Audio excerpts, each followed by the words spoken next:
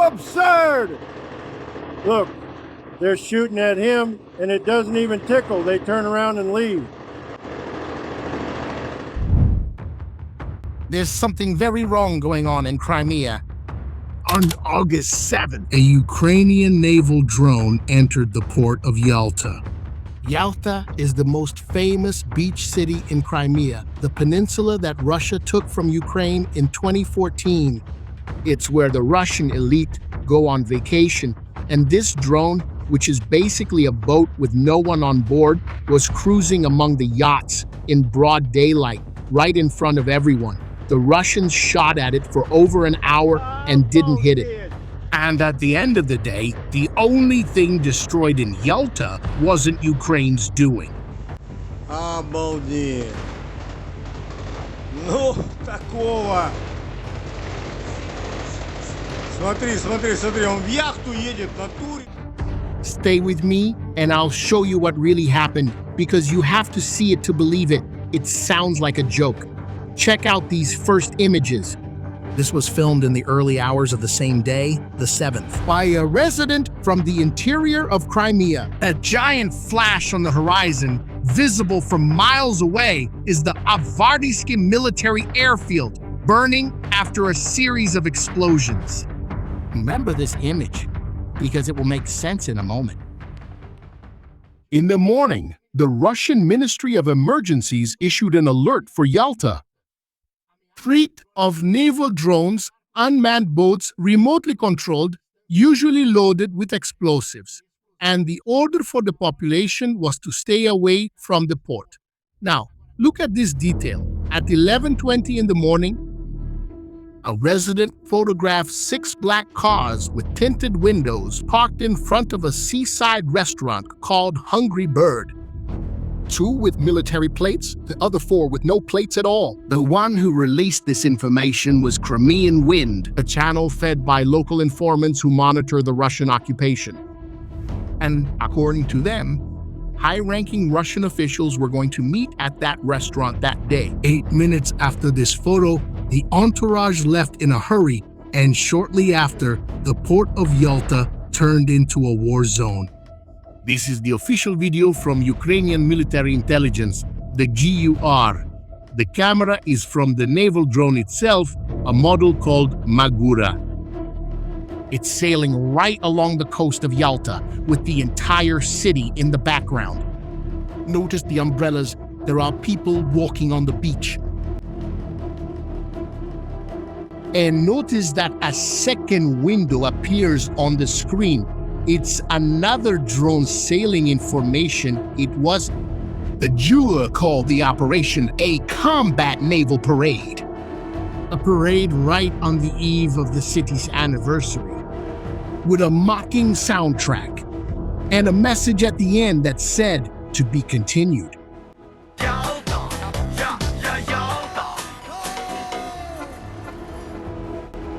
But the most impressive video of the day didn't come from Ukraine.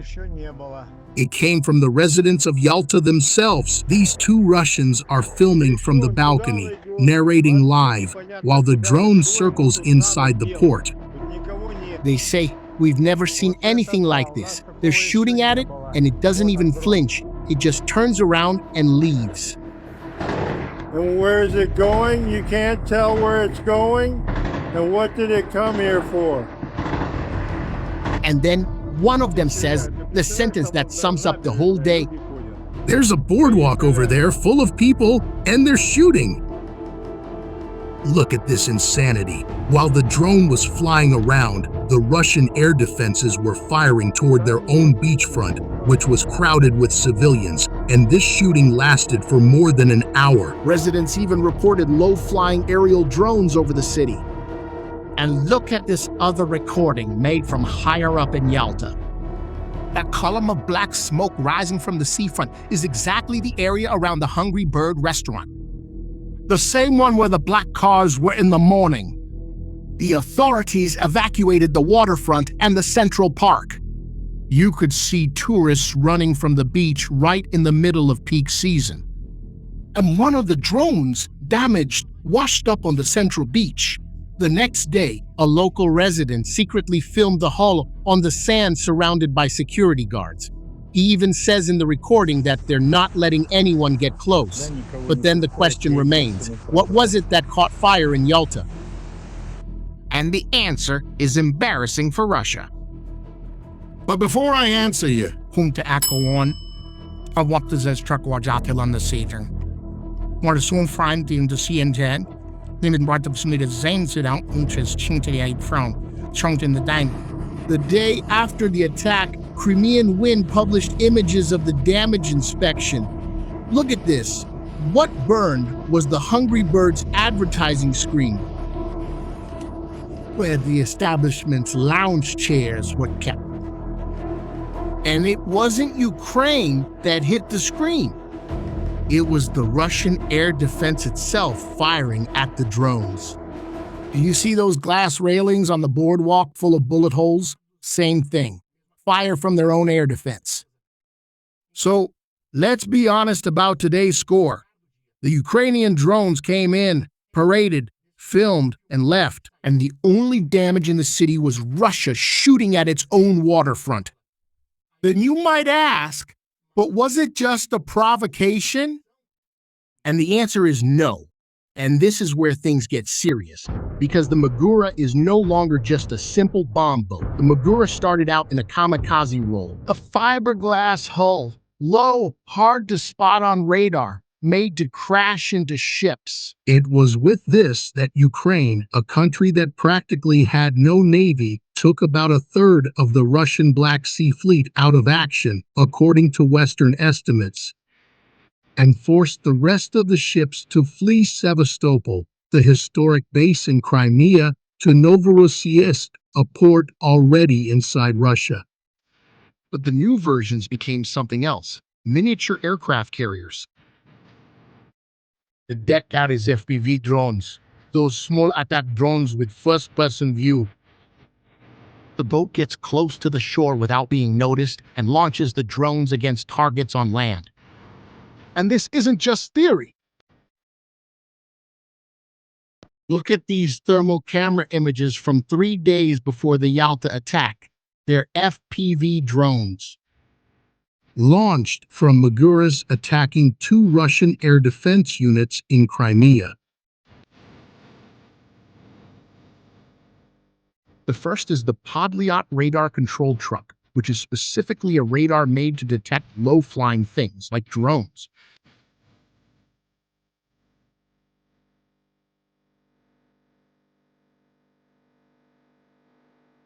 The second is a piece of equipment called Parole 4, which works like the Russian defense's electronic badge. It's the one that asks every aircraft in the sky whether it's friend or foe. In other words, Ukraine blinded the radar and broke the identification system.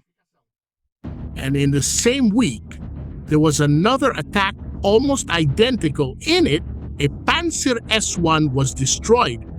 The anti-aircraft system that protects the larger batteries. The unit behind this has a name, Group 13, the elite squad of Ukrainian military intelligence. And their record, it sounds like fiction. According to Ukrainian military intelligence itself, there were 17 high-value targets attacked just in the recent period, 15 destroyed. The list includes a Mi-8 helicopter and even a Su-30 fighter jet, shot down by naval drones. An unmanned boat taking down the fighter jet. And Yalta wasn't even the main event that week. Remember the flash invaders from the beginning of the video? So while the naval drones drew attention and anti-aircraft fire on the coast, Ukraine was attacking the interior of the peninsula. The commander of Ukraine's unmanned systems forces, known as Madyar, published the 48-hour report, and the numbers are absurd. 102 targets hit behind Russian lines between the 6th and 7th. 8 fuel depots, 2 radar complexes, book anti-aircraft system, 3 communication centers that coordinated attacks by Shahed drones, those kamikaze drones that Russia launches against Ukrainian cities. And all of this is part of a larger operation that's been underway since July, a hunt for the ships that supply Russia through the Black Sea. Even the name of this operation is a provocation, Moloshka. In Ukrainian, it's the acronym for a phrase, Moscow will fall because of Crimea. And if you think it ended on the 7th, look at the date of these next images. August 10th. 3 days after the parade. Group 13 showing up again with the same tactic. The drones launched from the sea, diving onto S-400 missile launchers. The most valuable air defense shield that Russia has in Crimea. The actual launcher was destroyed, but the antenna that controls the Orion, a large Russian attack drone. And there's an interesting detail here.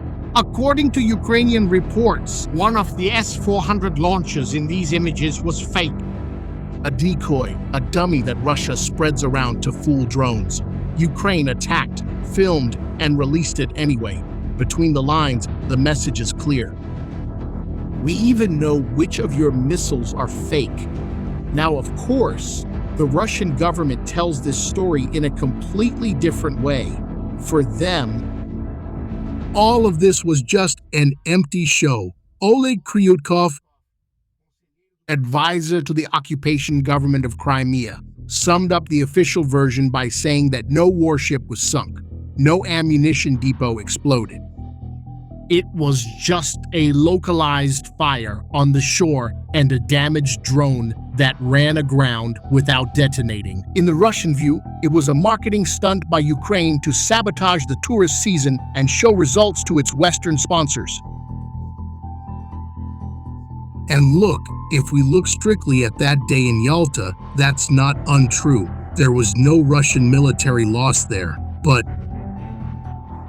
pay attention to what this defense admits unintentionally. Russia's argument is, in practice, the following. Calm down, they only entered our most guarded city. They walked among the yachts, filmed everything, took an hour of gunfire without going down, and left. So that's not an argument, that's a confession, because what was being tested in Yalta wasn't Ukraine's ability to blow things up. It was Russia's ability to prevent it. and it failed in front of everyone, with the local population filming and the air defense itself attacking the city, because deep down, what Ukraine hit in Yalta is the only thing Putin can't replace. It wasn't radar, it wasn't a ship. It was the illusion that there is a safe place in Crimea. since 2014, Putin sells the peninsula as an untouchable fortress. Russian commanders used to hold meetings in seaside restaurants because that was considered a safe rear area. But after the 7th, that changed. Now, every meeting will have to be split up. The routes will have to be changed. Every security arrangement will have to be multiplied. And that has a real and permanent military cost. Look, this story doesn't end here. This kind of hunt for commanders tends to become routine. attacks targeting exactly the place where Russian officers gather to keep their leadership running from one corner to another. But the target I would really keep an eye on is the Kerch Bridge, the only physical connection between Crimea and Russia. With maritime logistics under attack, everything depends on a bridge that has already been hit twice in this war. If it is destroyed for good, Crimea becomes a besieged island. And do you know what the most threatening detail of this whole story is? Ukrainian intelligence itself ended the parade video with a single message: to be continued. They will come back, and when they do, You'll find out here. So, subscribe to the channel and turn on the bell to be notified when we publish something new here. See you in the next video.